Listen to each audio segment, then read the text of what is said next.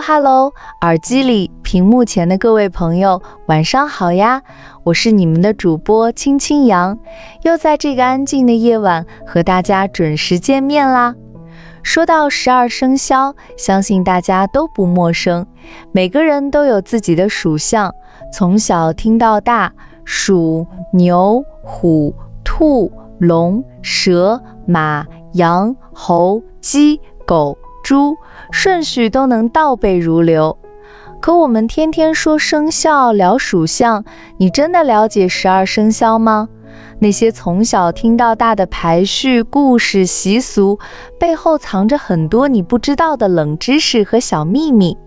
今天就带大家一起揭开12生肖的神秘面纱，聊聊那些被我们忽略的生肖冷知识。首先，第一个秘密，为什么小小的老鼠能排在12生肖第一位？我们从小听的传说都是老鼠耍小聪明，趴在牛背上，最后抢先一步得了第一，还因此和猫结了仇，因为忘了帮猫报名。但其实这个排序可不是单纯的神话故事，背后有很严谨的传统文化依据。有一种说法是和阴阳五行、动物脚趾数量有关。古人讲究阴阳，单数为阳，双数为阴。老鼠是12生肖里唯一一种前爪4指、后爪5指的动物，4指为阴，5指为阳，刚好对应子时，也就是半夜11点到1点，这个时辰正是阴阳交替之时，所以老鼠理所应当排在了第一位。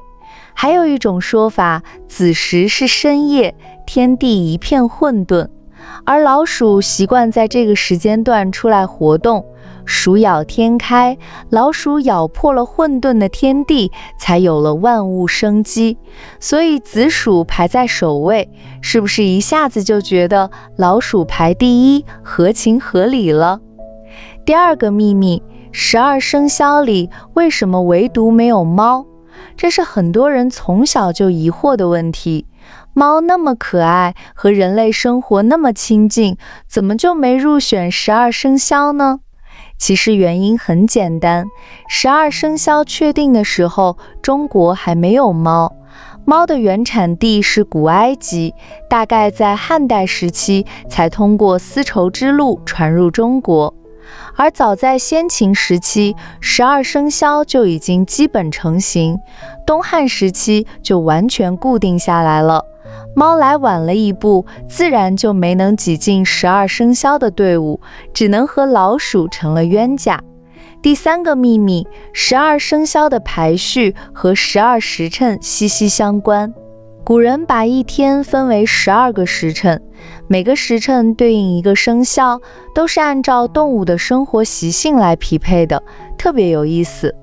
比如丑时是凌晨1点到3点，这个时候牛正在反刍休息，准备白天耕田，所以丑属牛。寅时是凌晨3点到5点，天色将亮未亮，是老虎最凶猛、最活跃的时候，所以寅属虎。卯时是清晨5点到7点，太阳刚刚升起，月亮还没完全落下，月亮上的玉兔就代表了这个时辰，所以卯属兔。辰时是早上7点到9点，正是容易起雾、群龙行雨的时候，所以辰属龙。巳时是上午9点到11点，这个时候阳光变暖，蛇类会出来活动，所以巳属蛇。午时是中午11点到1点，阳气最盛，马奔跑起来蹄不沾地，性格刚烈，所以午属马。未时是下午1点到3点，羊在这个时候吃草，长得最肥壮，所以未属羊。申时是下午3点到5点，猴子最喜欢在这个时间段啼叫玩耍，所以申属猴。酉时是傍晚5点到7点，太阳下山，鸡会归笼，所以酉属鸡。戌时是晚上7点到9点，天黑下来，狗开始守家护院，所以戌属狗。亥时是晚上9点到11点，万物沉寂，猪正在酣睡，所以亥属猪。你看，每一个生肖对应的时辰都贴合动物的生活习惯，老祖宗的智慧真的太巧妙了。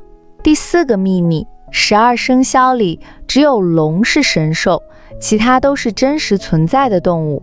12生肖里，鼠、牛、虎、兔、蛇、马、羊、猴、鸡、狗、猪都是我们生活中能见到或者真实存在过的动物，唯独龙是我们想象出来的神兽。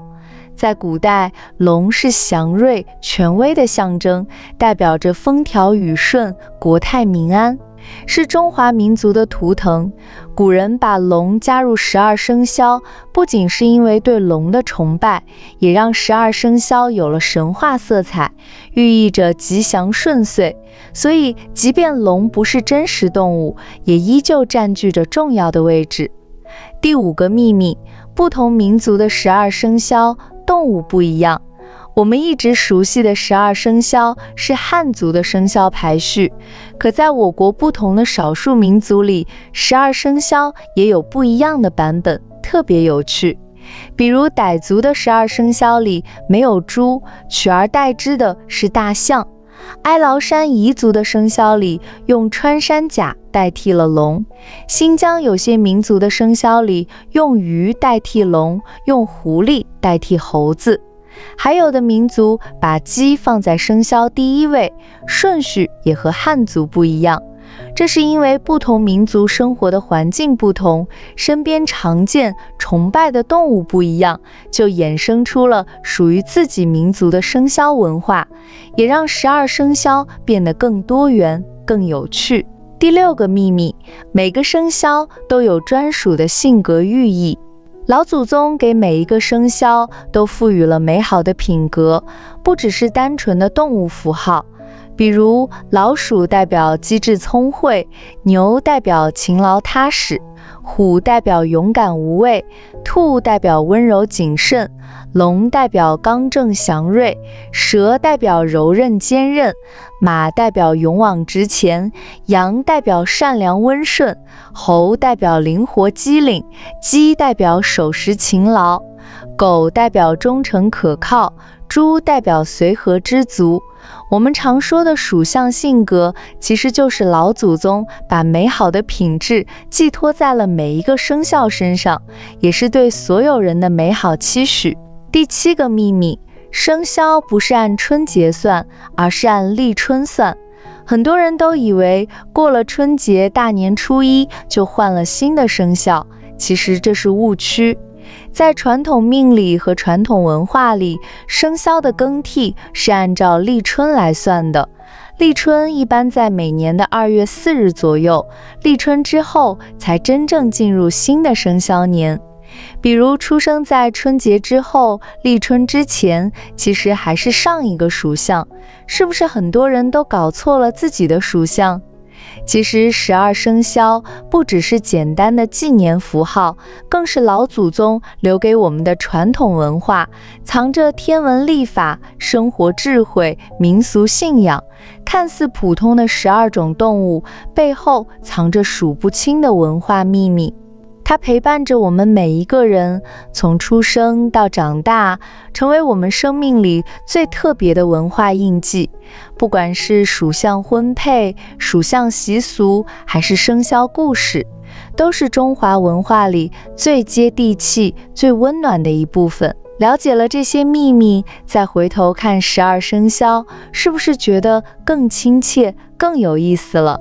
原来我们从小熟悉的生肖，藏着这么多被忽略的小知识。生活里的传统文化，往往就藏在这些小事里，慢慢了解，慢慢感受，就能发现更多不一样的美好。好了，今天关于12生肖的秘密，就和大家分享到这里啦。我是青青羊，如果你觉得这播客有用的话，请点赞分享给身边的人。你也可以送我一杯小小的咖啡，让我有更多分享的动力。感谢你的收听。如果有什么想了解、想聊的话题，都可以在评论区留言，我都会认真看的。别忘了订阅会员来支持频道，这样也能获取更多优质内容哦。此外，你还可以逛一逛频道的小店，那里有整理好的学习资料，方便自学和提升自己。感谢你的陪伴与支持，晚安。